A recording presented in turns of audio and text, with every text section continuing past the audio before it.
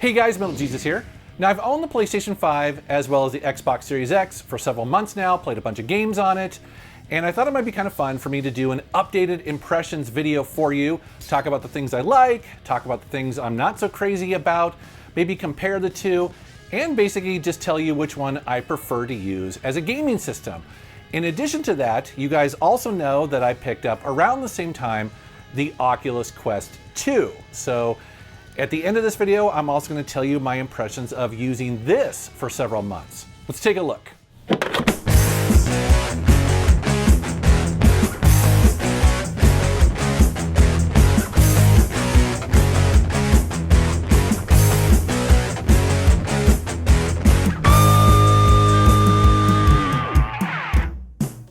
All right, I'm gonna start with the PlayStation 5, and I do like the system a lot, but after playing a bunch of games on it, there are some things I think could definitely be improved. The first one being the fan noise. This is definitely a system that you can hear the fan on. Now, it's not as bad as some of the previous generation of consoles, but man, when you are using the system and pushing it, and then suddenly you turn off your stereo or whatever, and you will hear the fan surprisingly loud. I was surprised because I thought that Sony by now would probably figure out how to do a perfectly quiet system. I feel like that they struggle with this definitely in the past, and some consoles have been better than others. Now, it's not to the point where I think this is unusable by any means. It's just something I want to point out, especially when you compare it to the virtually silent Xbox Series X. I don't think I've ever heard the new Xbox and its fan, and I pushed it with all the latest, games that are out for it, and for whatever reason, Microsoft has figured out how to make this gaming console completely silent, which I definitely appreciate. Again, not something that I think necessarily should stop you from buying a PS5, but it is something to be aware of. I know some people are more sensitive to that than others. Now, what is a bigger issue and definitely needs to be addressed by Sony is controller drift. Now, this is something that you may have heard about with these DualSense controllers, and it is very annoying. When I first got this, I did not have any problems whatsoever, but over the last month or so, I have definitely started to see some games drifting. Specifically, what I mean with that is that the thumbsticks, you'll be in certain games and they'll just be picking up movement when you're not even touching it. And it's really annoying and kind of weird because, again, it doesn't happen all the time. It doesn't happen in every game. Sometimes you can boot or reboot the PS5 and it seems to fix it. Other times, not so much. And the problem appears to be getting worse for me. Now, Sony has addressed the issue, but their solutions to it, I don't know if they make much sense, because essentially for troubleshooting, they basically tell you to go into each individual game and try to increase the dead zone or adjust the dead zone of that game.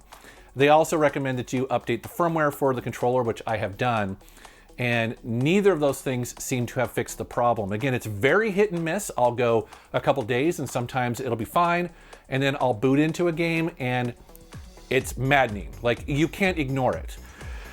I am reluctant to go buy another controller because I'm not the only one on the internet that's been having this problem. It seems like it's a fairly known issue, and so I'm reluctant to go buy another one because I think it's just gonna be exactly the same problem. Definitely disappointing. This is something that I think people should watch and kind of keep their eye on because, I just got this thing, fairly recently, and it's already exhibiting the problem. So that is a huge, huge issue. It's definitely a bummer. And to compare that to the Xbox Series X controller, I've had no issues with that whatsoever. This is a rock solid controller. All the games that I played on it work just fine. The only issue I've ever ran into, and I've talked about it before, is that playing older games, sometimes the triggers, and by older games I'm talking about Xbox 360 racing games, sometimes the triggers might stick a little bit, but that's never been something that has stopped me from enjoying a game. Unlike the drift that you get in this. It's not a good look. It needs to be fixed for sure. Another thing that's kind of just annoying. It's not a big deal, but I want to point it out because it comes up almost every time I use a PS5, and that is trying to shut down or put the system into sleep mode or rest mode or whatever they call that. So, you know, for a couple console generations now, you would simply just hold down the logo button or whatever, the center button, for a couple seconds, maybe 1 second or 2 seconds, and it would bring up the option to either shut down or put your console into sleep mode. Now, for whatever reason, Sony decided to change that with the PS5, and so holding down the PlayStation button does not do that. Holding it down, I believe, takes you to the main menu, and then what you're actually expected to do is just tap it, which brings up this little menu at the bottom, and then you scroll all the way to the right, and then you can either put it into sleep mode, rest mode, I forget what they call it, or power it down. Why is this a big deal? Because I'm constantly going back and forth, not only with my older consoles, but also the Xbox Series X, and every time I want to do it, I'm programmed to do that. I'm programmed to hold it in, and it's just kind of annoying that they changed it. I think that was probably a usability thing that they thought might make it easier for people to figure it out, but I don't buy it. I really wish it was an option. Again, it doesn't seem like it'd be a big deal, and it's not. It's just something that bugs me every time that I go to shut down the console, especially if you plan on having multiple systems. I mean, even the Switch functions that way, so it's just odd. I'd love to see Sony just give you an option in the menu to turn it on or off if not, you know. Now, one thing I am really enjoying about the PS5, way more than I expected to, is I believe they're called activity cards. So like I mentioned, when you push that button, it brings up a menu, and part of that menu is these activity cards that show up that are based on the game that you're currently playing.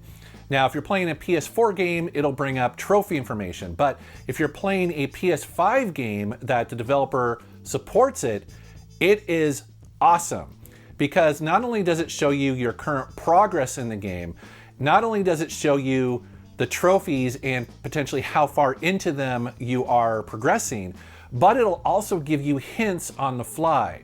And this is something that when I first heard about it, I was like, I don't know if I'm ever going to use that, but I use it all the time when it's available. And it's contextual to where you are in the game. It's really awesome. So for instance, like in Sackboy, if you are trying to get 100% in an area, or you're trying to get everything, you know, you're trying to get all the trophies or whatever, it'll tell you exactly what you need to do, but it doesn't ruin the surprise for you. For instance, like hints will be something that you actually have to click into, so it won't spoil it for you. So if you want a hint, you can actually click into it, and then it'll show a video exactly how to solve that. This is pretty cool, because I'm sure you're like me, where in the past, if you get stuck, you pause a game, you whip out your phone or your iPad or whatever, you go on to Google or you go on to YouTube, you're scrubbing through some dude's, you know, Let's Play, trying to find the exact moment where the solution is.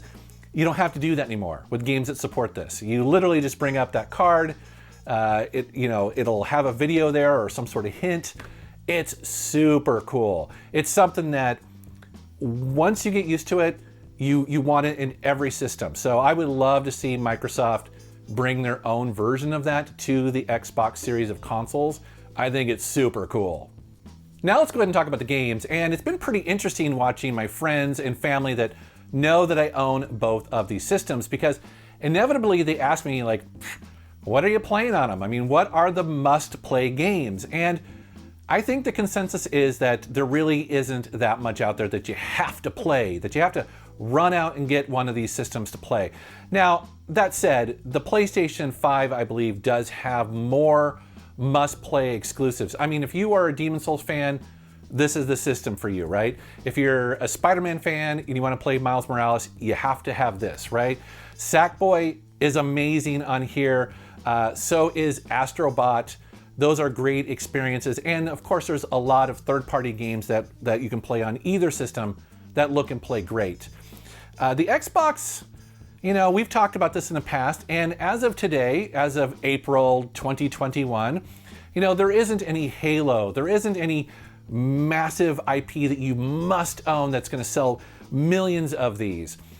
And so it's a bit of a mixed bag. I mean, there are a lot of third-party games that I'm enjoying on both of these, but that said though, the Xbox and Microsoft is going a different route right now because, you know, I've mentioned it before, Game Pass is a hell of a deal. You know, you get access to hundreds of games and they keep bringing more games to it. Like, you know, they just bought Bethesda and they just released on that Friday a ton of great Bethesda games that are instantly downloadable and playable on the new hardware. In addition to that, you guys may have heard that they're also rolling out this functionality, I believe it's called frame boosting or frame rate boosting or something like that, where basically if you own the physical game or if you get it from Game Pass or whatever, you put it in there and previous generation games get a bump up in resolution as well as frame rate. So you guys are looking at me playing Dishonored right here, and it's running and playing flawlessly. It looks gorgeous.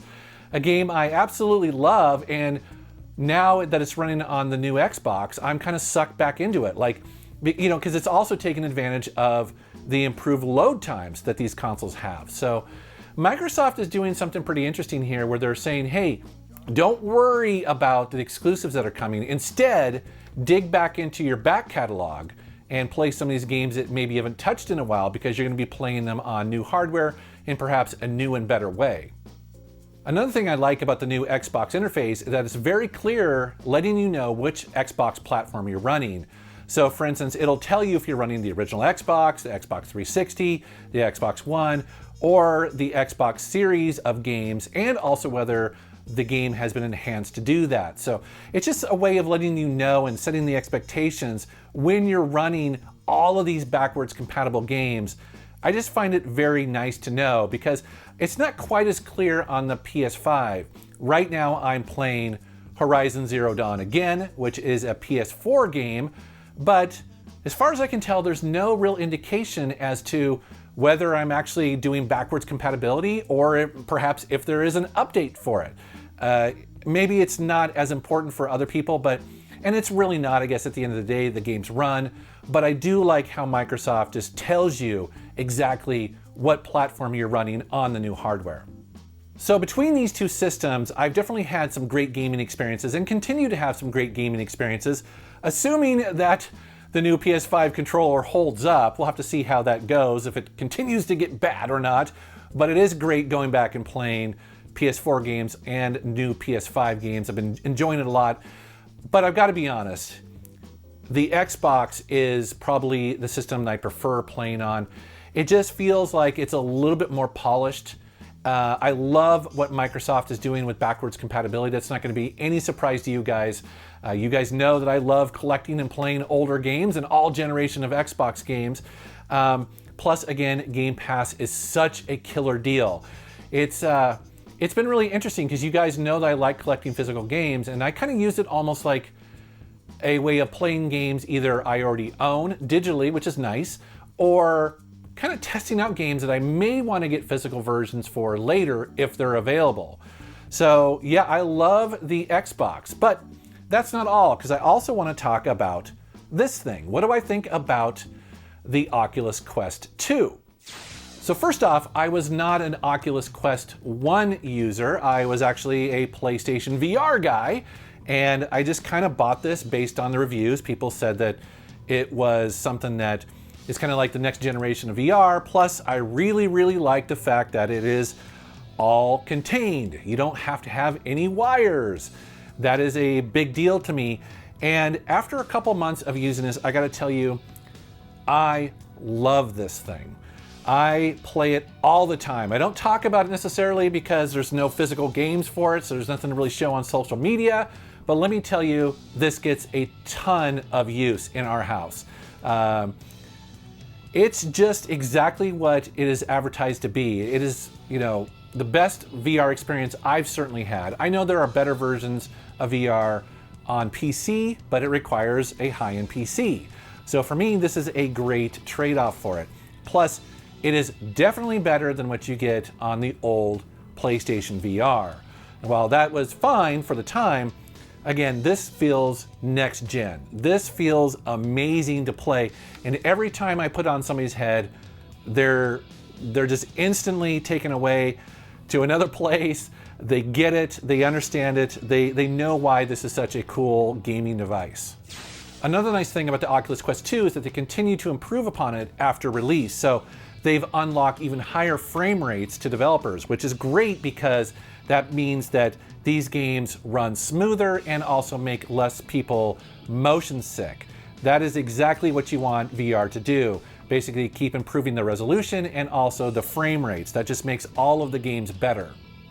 Another thing that's really great about this platform is that game developers have released free updates to take advantage of the hardware. So if you happen to have bought the game for the previous generation of Quest, well, it may just automatically update and be vastly improved running on the new hardware. That is something that I would like Sony to encourage game developers to do when the next generation of PlayStation VR comes out, because I've put a lot of time and money buying games for the PlayStation VR, and we know that when the new hardware comes out, it's going to be way more advanced. It'd be really nice if they would just encourage developers to give you, either a free update or maybe a path to a cheaper update to, again, support the new hardware. It's fantastic on the Quest 2. Another thing I'm not crazy about the Oculus Quest 2, I've gotten used to it, but I'm not crazy about it, and that is its interface or menuing system. It's different than any other I've ever used before, and I'm not entirely sure why it's so confusing. Now, I've gotten used to it, but basically, it's kind of like you have to almost envision this sort of nested egg thing where you start off in your home area and then you can kind of jump into an application, but some of those applications might also have their own little lobby system, and you can kind of just go into layers of this. It's almost like Inception a little bit. But when you first get it and you're not used to it, it's pretty confusing. Every single person that I've tried putting this on, they always have a problem trying to get out of the application that they're in. They're not exactly sure where they are. And it's also kind of weird too, because when you push the menu button, sometimes the applications are down in this little bar, but sometimes you get a full screen, almost like a computer monitor.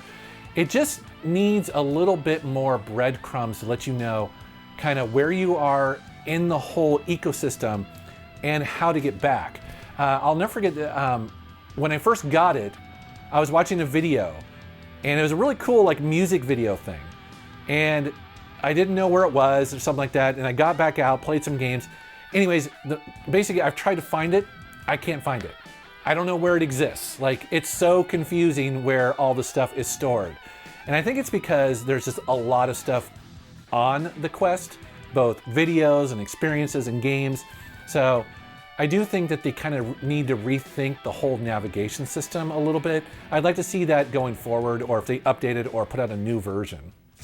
All right, guys, well, it's a quick update on the 3 new gaming consoles that are in my game room, and I've been playing a lot of over the last couple months, and it'll be interesting to see where it goes from there, because, we're early on all of these, and so I think this is going to be a very pivotal year. I think there's a lot of really cool stuff coming, and this is always kind of that awkward time during the transition. You get a lot of games that support the previous generation and kind of support the new generation. I'm excited to see where this all goes. I think this summer and fall, we're going to see some pretty cool stuff. But love to know down in the comments if you own any of these down here, what games you're currently playing, and what games you are looking forward to. All right, guys, thank you very much for watching. Thank you for subscribing, and take care.